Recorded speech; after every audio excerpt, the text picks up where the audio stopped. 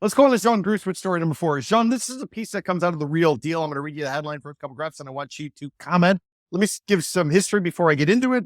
Basically, 3 years ago, we had a collapse of a condo tower called the Champlain Tower South in Surfside. Surfside disaster, a lot of people refer to it as. Nearly 100 people died. $1 billion settlement was ultimately paid out to the families of everyone who was involved in the collapse. As a result, insurance prices have gone dramatically higher. The state of Florida and local government bodies have stepped up, and now they're really scrutinized the structural integrity of buildings. And as a result, what we're finding is that association dues are going up tremendously. Many old buildings, they can't necessarily, nor do they possibly want to go through the process of making their buildings safe. So now many are looking to cash out, looking to sell off their condo units in one move, a bulk move, if you will, to an individual buying group. And that buying group will simply terminate the condominium, which is notify the state that the condominium no longer exists, knock down the structure and put up something brand new. So that's kind of the background, Sean. So when somebody buys one of these condominiums, buys all the units out, even if there's 300 units in the building, but if there's one buyer, they're referring to it as a condo buyout. So that's kind of the background. Here we go with the headline, first couple graphs coming out of The Real Deal. Condo buyouts just got trickier. Ruling over condo termination could kill some buyout deals in the works. And first couple graphs, Jean. Florida's 3rd District Court of Appeals sided with a group of unit owners seeking to block demolition of their condo building in Edgewater, a waterfront Miami neighborhood where development has been booming. The unit owners who filed a lawsuit over the condo termination of Biscayne 21 alleged that an affiliate of Two Roads Development illegally amended the association's condo declaration to change the threshold to terminate the association from 100% to only 80%. Current state law allows developers to terminate with 80% approval, though 5% can block that vote. That's why many look to lock up just over 95% support. Biscayne 21's declaration predated current law. So why does this matter? Well, for Two Roads, which is seeking a rehearing, has filed to take the issue to Florida Supreme Court. It poses a major threat to the future of its planned development. Jean, what do you make of that? Lo and behold, this group has gone forward. They thought they had a termination. They thought they were going to be able to peddle condominiums in the brand new development that's likely to go up on the site of this structure. I don't know the particulars or the history of this particular deal. But I can tell you from having covered real estate for years in Florida, these kinds of deals are not easy to pull off. And a lot of times you have a very small group of people in these condos that will object or try to hold out for a better price. And meanwhile, developers want to pay as little as possible to be able to control what happens to the development. So, there's sort of a push and pull, and there's always going to be that kind of friction.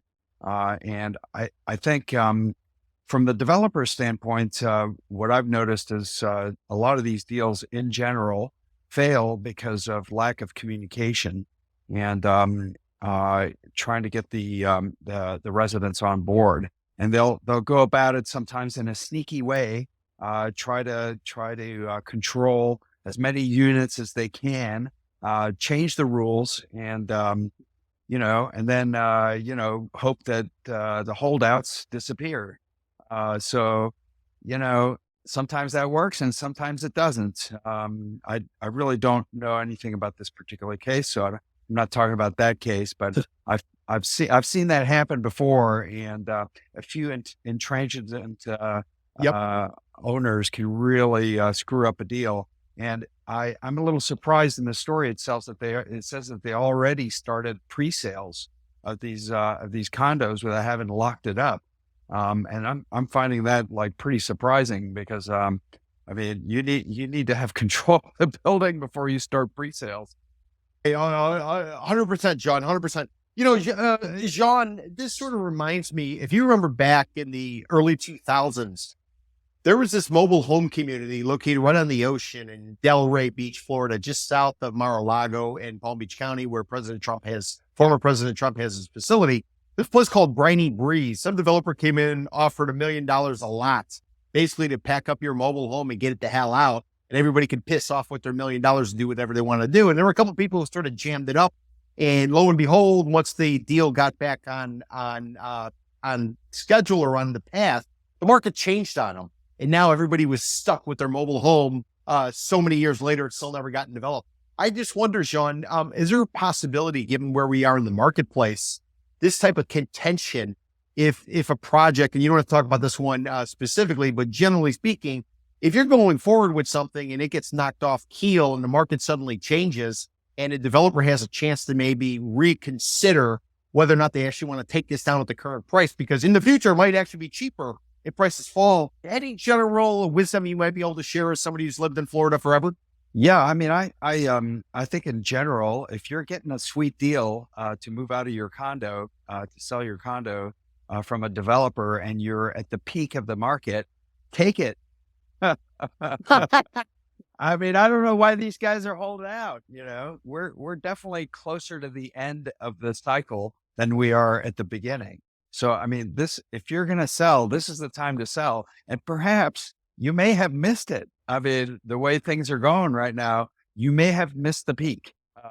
And these holdouts will look kind of dumb. Only time will tell, of course.